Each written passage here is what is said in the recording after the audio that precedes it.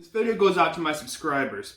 Thanks for helping me reach past the 100 subscribers benchmark, I guess you could call it. Well, it's technically 103 right now, but I want to thank you for that because I put in the description of my channel that I didn't care if anybody really subscribed or not. I just wanted a space to put my videos and hoped that I would get some nice feedback. I didn't really care about the subscriptions.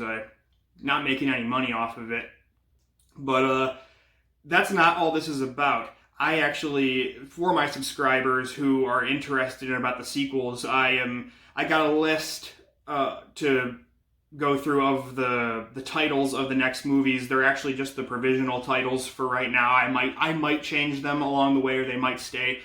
But I have 3 sequels planned for The Truth, and they'll probably be way shorter. I've said that a lot in the comments, but the next one coming up is probably going to be the shortest.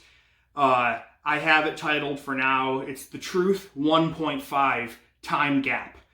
Now what that is, it's supposed to take place in the 6-month gap before I die, but after the film was created. Like it says at the end, they don't know what happened in the 6-month gap. Well, it's supposed to be that there's new film that has been acquired through the public after they put my video out, where they, give some footage in to help out because they think it has something to do with what happened to me. And it's supposed to be that strangers who I don't know show up to the mansion, the Norris house over there, and they're kind of just making abandoned place, video diaries and stuff. And then before they're about to enter the basement, I stop them and tell them to get out of here and don't get sucked into this. You don't want to end up like me and all this stuff. Well, then it's so then they keep that footage and whatever, and then there's kind of it adds more mystery to it, because then that'll lead into what happens in the second film. Excuse me, the third film, but it's titled the second. It's The Truth 2 Basement Theory is what the second one after this previous one is called. And what that is, it's going to actually have some acquaintances of mine.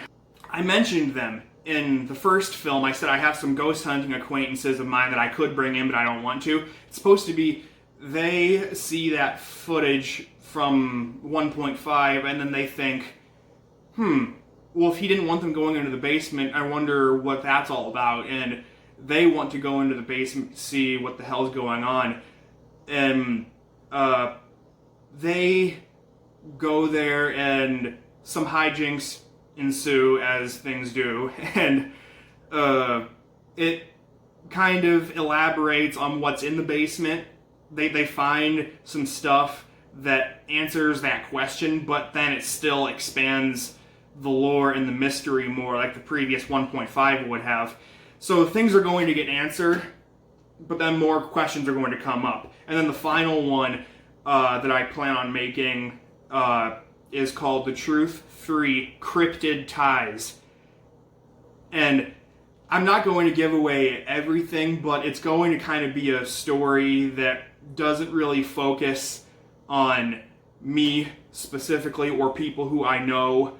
It's supposed to kind of like the way Paranormal Activity, the marked ones, didn't directly connect to the other main stuff. It was kind of just to show how far all of this freaky stuff really goes. There's going to be a tie-in with a cryptid, which is a mythical creature, a famous one, that it's going to show how the activity that happened in my movie connects to a whole bunch of cryptids and different unexplained phenomena around the world. That's how it's going to end it, and it's going to have an appearance of a character who will have been there, but you never saw him. You only heard him, and his appearance has been getting built up until the final film. And I was actually going to have him appear in my first The Truth film, but then I changed my mind because I thought I wanted it to be a one and done thing. But then when I started getting to the end, I was like, you know what?